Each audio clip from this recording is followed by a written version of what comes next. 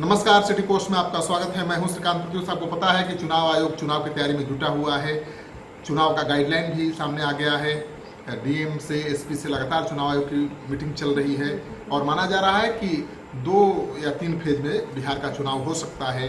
15 सितंबर के बाद चुनाव की अधिसूचना भी चुनाव आयोग जारी कर सकता है। तो सभी दल चुनाव की तैयारी में जुटे हुए हैं, लेकिन महागठबंधन और एनडीए के बीच जो सीटों की संख्या को लेकर खटपट चल रही थी, उसे सुलझाने की कोशिश भी जारी है।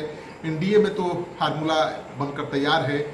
जेडीयू 110 सीटों पर लड़ेगा, बीजेपी 100 सीटों पर लड़ेगी और एलजेपी के लिए 33 सीटें छोड़ी गई हैं। तो ये है एनडीए का फार्मूला और लगता है कि इस फार्मूले पर बात बन जाएगी। जैसे ही सहमति बनेगी, तीनों दल के नेता एक साथ बैठेंगे और ज्वाइंट प्रेस कॉन्फ्रेंस में सीटों के बंटवारे का ऐलान करेंगे। महागठबंधन में आपको पता ही है कि रार मची हुई है। जीतन राम मांझी महागठबंधन छोड़ चुके हैं, लेकिन अभी कहाँ जाएंगे पता नहीं है। चर्चा है कि जेडीयू में जा सकते हैं, लेकिन उन्होंने अभी इसकी घोषणा की नहीं है।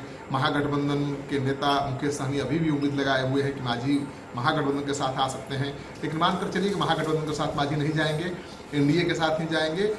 और तेजस्वी यादव भी सीटों के बंटवारे के मसले को सुलझाने में जुटे हुए हैं। दिल्ली भी गए थे, कांग्रेस के नेताओं से भी उनकी बातचीत हुई है। आपको पता ही है कि कांग्रेस पार्टी के विधायक दल के नेता सदानंद सिंह ने 80 सीटों की मांग कर दी थी और इसके बाद खलबली मच गई थी। 80 सीटें अगर कांग्रेस को आरजेडी दे देगा तो बाकी कितने सीट बचेंगे उसके लिए, क्योंकि कई पार्टियां अभी साथ में हैं। मुकेश सहनी हैं, रालोसपा पार्टी भी है। तो कांग्रेस से क्या बातचीत हुई है अभी इसका खुलासा हुआ नहीं है, लेकिन कांग्रेस से बातचीत करने के बाद तेजस्वी यादव सीधे रांची पहुंच गए हैं, जहां पर लालू यादव हैं। माना जा रहा है कि सीटों के बंटवारे को लेकर जो पेच फंसा हुआ है उसे लालू यादव ही सुलझाएंगे और उसको सुलझाने के लिए ही तेजस्वी यादव रांची पहुंचे हुए हैं। तो रांची में लालू यादव कैसे सीटों के बंटवारे के मसले को सुलझाते हैं, किसको कितनी सीटें देते हैं, ये आने वाले 1-2 दिनों में तस्वीर साफ हो जाएगी। क्योंकि कांग्रेस ने पिछला चुनाव 41 सीटों पर लड़ा था, एक उपचुनाव लड़ा था, यानी 42 सीटों पर चुनाव लड़ी थी कांग्रेस और 27 उसके विधायक भी हैं। कांग्रेस पार्टी ने अपने सिटिंग विधायकों को चुनाव क्षेत्र में जाने का निर्देश भी दे दिया है। तो अब कांग्रेस पार्टी 80 सीटें मांग रही है, तो मानकर चलिए कि उसको जितनी सीटें मिली थी पिछले चुनाव में उससे कुछ ज़्यादा सीटें जरूर चाहिए।